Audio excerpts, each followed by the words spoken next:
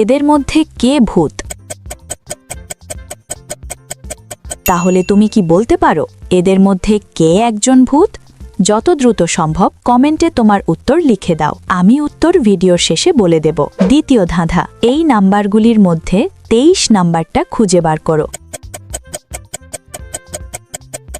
নাম্বারটি খুঁজে পেলে লাইক দাও, যেন আমি বুঝতে পারি তুমি ঠিক দেখেছ। তৃতীয় ধাঁধা, যখন তুমি শেয়ার বাটনে ক্লিক করো তারপর মোর বাটনে ক্লিক করো, এখন দেখো প্রথম অ্যাপসটি কি আসে? আমার মনে হয় বিকাশ অ্যাপসটি।